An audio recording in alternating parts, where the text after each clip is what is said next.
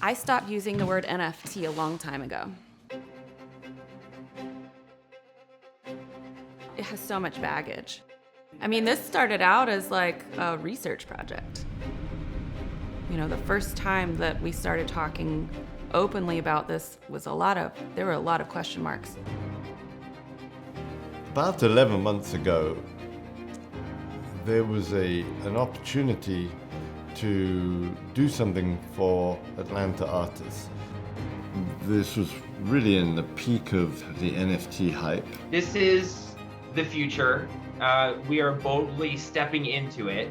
That NFTs were all over the media and going crazy, and that was around the time the $68 million Beeple piece sold. Christie's auction for digital artist Beeple, whose real name is Mike Winkleman, coming to a close a few moments ago. The final bid, $69 million. Oh my gosh. As of 6 months ago, Beeple had yet to sell any work. Carl, help me understand. And it got me thinking. I can say non-fungible. What is a non-fungible token? But that's about where my understanding ends. To maybe establish some kind of a collection of Atlanta art. The NFT situation has just kind of exploded onto the scene, and the numbers behind it, I mean, just... And use the hype around NFTs in the media. I'll tell you this, it's tied to the Ethereum blockchain. And if you take a look at Ether, which is the cryptocurrency tied to that, that's higher again today too. To draw some attention to Atlanta and the creative community. All right, $69 million. Winkleman, way to go, Winkleman. Andrew Wilson is one of my favorite people. He takes calculated risks when it comes to art as a collector and as a person experimenting in the communication space and technology. And that's super fun because he's got good taste. My name is Courtney Hammond, and I'm a curator and experiential designer, and I would say a master collaborator. Courtney Hammond has been helping me and helping my organization, making connections into the Atlanta art and cultural community for many years. And has done so much for the city of Atlanta that I think he's pretty humble about, to be honest. It's really unique to think how many people have really put an anchor in Atlanta that could have lived anywhere and done anything anywhere, including myself. I chose to stay here because of the access to experimentation. The first introduction to Courtney was City of Atlanta's Cultural Affairs project, Elevate. During our first year of Elevate, I was introduced to a very young firebrand by the name of Courtney Hammond. Many years ago, I was lucky enough to start a nonprofit with a very good friend of mine. She came in and to do the curation of Elevate and worked with us for about 3 years as we pushed Elevate to the limits. Which was ultimately a platform for artists to push outside of the boundaries of what was considered at that time, we thought, conventional artwork. In terms of art, in its relation to Atlanta, we are somewhat on the forefront of a renaissance of art in the South. I think Atlanta is leading a lot of charges. And what does it mean to be Southern, and what does it mean to represent your culture? Atlanta's an incredibly creative city. This city provides a lot of free range to do whatever you want to do. Or should I say, the people that make Atlanta home are incredibly creative. I have no recollection. Do you have a recollection now of the start? Maybe you should start, and that will get me. Well, the last time we talked about it, your recollection was incredibly different from mine. Remember, we were on video and you said, it went like this, and I was like, no, it didn't. Okay, so tell me how it started then. We hadn't spoken for a little while. and out of the blue, you said, can we talk about NFTs? And I thought, that's weird. The world of NFT is the world of uncharted waters in the same way that the world of creating art is uncharted waters. Yukai Lin is, I would say, one of our premier gallerists here in Atlanta. So as such, in a world of uncharted waters and of unknowns, really actually the art world and the adult entertainment world is usually how things progress initially. Art is the only form of communication that does not have boundary. And I think that communication and connectivity is what drives art, and what drives us all to create is trying to connect. And we may speak different languages or come from totally different places, but we can communicate through this one thing. Because artists are always on the precipice, and they are the first ones to jump.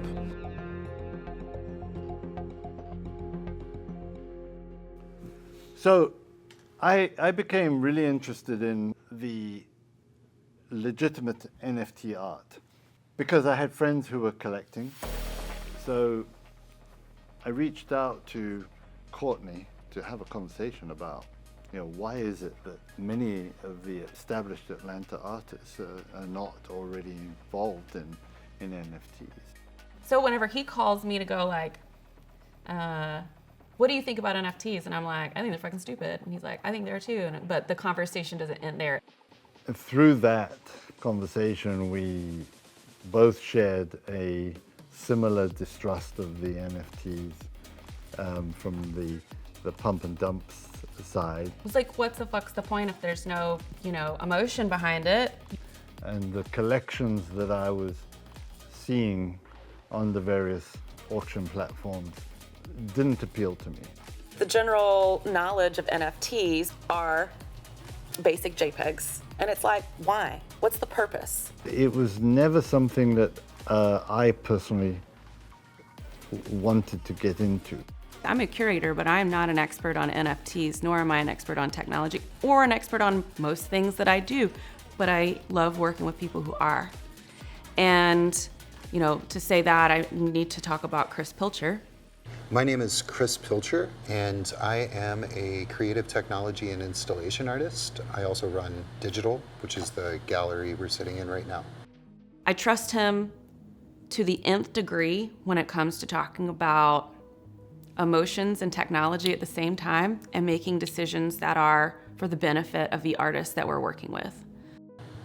So we're on the precipice of being at this point with our technology when computing is just embedded in the world around us, and the physical world and the digital world start to combine. And it's really important for artists to be able to take advantage of the capabilities of this, to learn these new mediums, to take advantage of the financial capabilities. In general, new media artists are going to explore every technology possible. And NFTs and creating NFTs is part of the process for any artist working with technology from this past year and into the future. Pablo Nieto is a legit inventor. He has been creating beautiful works in Atlanta that are unique every single iteration. He's created work before that is meaningful for archiving moments in time. He built a project called Story Booth, but it was a really well-designed phone booth that was accessible for people of all ages and understanding of technology, which people could walk into and they could sing a song, they could state a memory, they could state how they were feeling at that very moment. And share as well. And that created a space for people that lived in Montgomery through the 60s that could tell very personal stories of their experience with the civil rights movement. It also created a space for people that wanted to share their stories of present day Montgomery, and also little kids that wanted to yell into the microphone.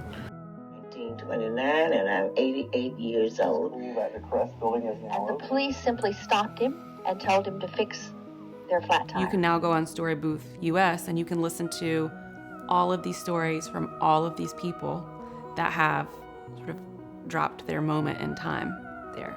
So I thought it was a really beautiful archival piece. He's also created some really beautiful light work. The first time I met him, he was a student at SCAD developing this facial recognition piece. Now, this was over a decade ago.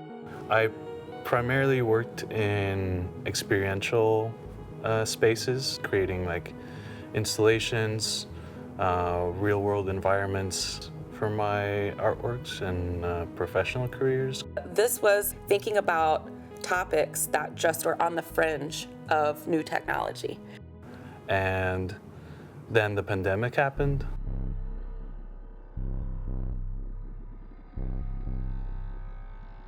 It shuttered events, so I was constrained to the computer. And so when NFTs came around, it looked like a really interesting way to keep creating artworks where I could maybe make some money. And knew that he understood the framework with which NFTs were being built on as well. It was like February 2021, and I knew one of the community directors at Foundation, and I was able to get an invite, and I was able to start minting pretty easily on the Ethereum blockchain.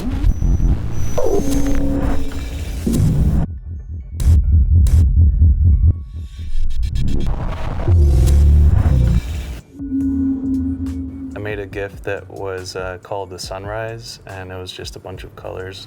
And I made 365 of them, and only about, I don't know, 10, 15 sold. So there's still more that you could buy. I just had to go through 5 different websites and VPN from a different country so I could buy the Ethereum. But after that, I was able to mint a GIF.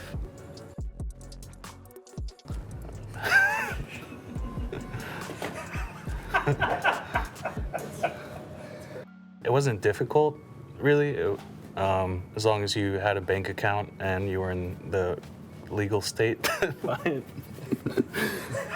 I didn't do anything illegal here. Just made some art.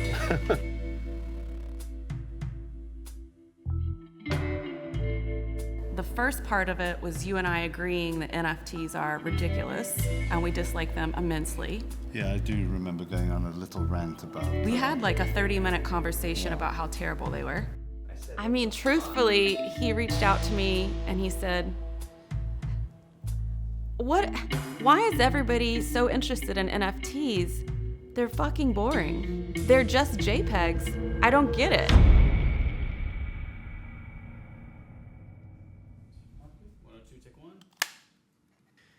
So, I think it was December of 2020, my youngest brother, Aaron, called me and he was like, you gotta check this out. And it was a site called Nifty Gateway. And it was on the Ethereum blockchain and it was highly curated. And I was like, what is this? This is the dumbest thing I've ever seen. And I'm like, you're paying money for like a picture on the internet, and I'm looking at the same picture and I'm not paying any money for it. I mean, I thought it was moronic. And so he kept doing this, and then I hate to be so like transparent about it, but I saw he was making money doing it. And I was like, oh man, tell me a little bit more about this.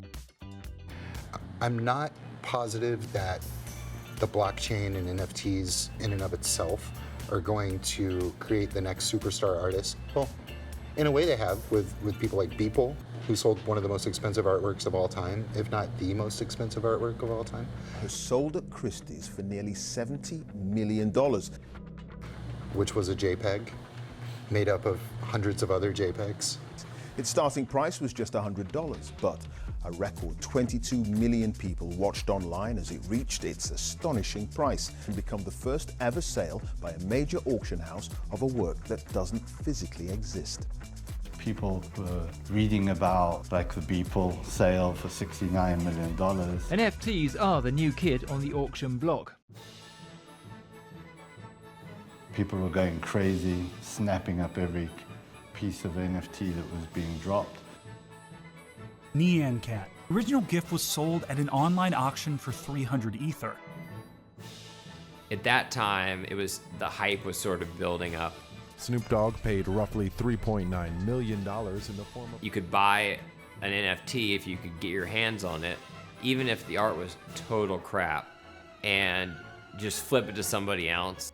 So when people close to you are getting into something like that, you become curious, and I went on a process of discovery to learn as much as I could. And it was like hot potato, the next fool buys it from you, and then you pocket the money. And then I think that the sort of conversation turned where we were like, but I said, I don't know all I need to know to be able to say that they just thoroughly suck. And so maybe if we could take the pieces out of the technology that's being used and find some more meaningful way to use it, that would be cool. So the missing piece was artists that I respected and admired in the real world seemed to not be present, and I was curious as to why. Like, I think that our negative conversation meant that we could make something more out of the tiny pieces we did like of it, and then finding the right people to figure out more emotional attachment, more global purpose or local purpose, well, I think instead of a JPEG that makes money, which is what we both disliked. So when we first bought into this idea and I took it to Courtney and asked her help. And so I called all of these artists and I was like, have you ever minted an NFT? Would you? And why haven't you yet if you haven't? One of the challenges we immediately encountered was, well, a lot of these artists who haven't gone into the NFT space were very reluctant or hesitant to do it. They said they're not necessary at this moment right now. It's still a very abstract concept. It's something that is a little scary just because I feel like there's so much that I don't know. I think that the hand will always outlive the digital, right? It's like, yeah, I can give you a JPEG of one of my paintings, but it's not the same as the painting. So Fahamu has been a superstar in Atlanta for as long as I can remember. I'm certainly curious about NFTs. And dare I say, even interested. Yeah, it hasn't been something that I've actively sought out. Fahamu, he's the guy on the magazines. He's the guy with the haircut. The first time I saw him was on a panel, and it was whenever he was developing the brand Fahamu Piku is the shit. And I was like, this is bizarre and out there. Like, this was before people just generally talked about self-branding. I've been approached by a number of people like, you should be doing an NFT, you should do an NFT. I knew that I wanted to bring in Fahamu Piku. I wanted to know how he felt about this specific space. One of the things we talked about was taking established artists that had not done an NFT and having them work out how to represent themselves in the NFT domain. That could be interesting because then there would be no debate, is this NFT art, if you have an established artist. Art should serve a purpose. It should mean something, it should do something, right? Like, besides just sit on the wall. And so my challenge has been like getting an understanding of this metaverse as a medium and figuring out how to create within that medium. That's more exciting to me. That's more interesting to me. You know, similarly, you know, thinking about like, you know, my painting, sure, you know, I start out with a photograph and I can end it there, but taking it into painting transforms it into another kind of language, transforms it into another kind of experience, right? From an African perspective, time is not a linear thing. Like, everything comes back around again. And I've always found that to be a really fascinating idea that, you know, as much as we think we're running from something, we're ultimately coming right back to it. And if you pay attention, when you come back to it, you've raised up a level, right? And so now you can go around the block again and hopefully, you know, raise up another level, right? And so in this series, The Return of the King, you know, you see my character, you know, almost being birthed again, you know, in water and coming back, and he has with him the counsel and advisement of his African ancestors, represented by a figure named Teacher. And, you know, now he begins a new adventure with this self-awareness, with this reconstituted sense of self, right? And rather than moving in the world as a broken person, embracing all of the pieces and being able to move whole.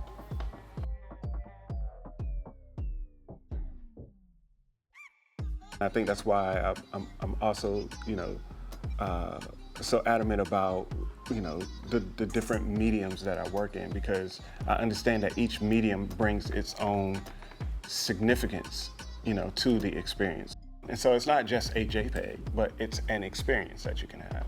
Yeah, Faham is like a brilliant person, like doing his portraiture and all of his things. I've known Michi for almost as long as I've been in Atlanta. I've worked with Michi Miko so many times over so many years. He is the absolute epitome of artwork in a human form. I think there's a lot of depth and like movement and meaning, especially from the perspective of like Black Southern experiences. He thinks much differently than a common thought process or a person normally would think through something. I'm very interested in the moment before twilight and the moment before dark, like that sort of blue, gray, purple moment. You don't know if it's becoming morning or if it's becoming dark. And so in that sort of weird sweet spot, there exists a moment for the eerie or a moment for the strange, like an uneasiness. And so it's that kind of moodiness that I'm after in my work. So I did this show called Pursuit, Almost Drowned, and started thinking about water themes, narratives, and then thinking about my father who couldn't swim, and then historically, Black people being afloat, and what that meant to be afloat in America. I think that the way that he works is so intimate and so poetic. Like, what does it mean to survive or be buoyant in America? He's got big hands, he's a big guy. And so you see him working in his studio over this magnifying glass, making these very delicate, beautifully colored, very tiny fishing lures. With those thoughts, I began to work on this body of work. And so the water themes came from this idea of me sitting on the beach and being there. One of the fascinating things about this project is that we've approached successful, established Atlanta artists who have not been working within the NFT medium. And we've challenged them to think, how would they create a piece for an NFT collection? There's an opportunity there to like make a mixed media. And so I called Fahamu, I called Michi, you know, and I think it was a really good set of conversations. If I can get my hands around how to create in that space, then I can create something that has much more meaning. So if I were to do an NFT, like, it'd be something more poetic than what exists right now, you know what I mean? It basically came down to, well, if we're going to be a part of this, and if I'm going to be a part of this, then it's going to have to be something that hasn't been done before.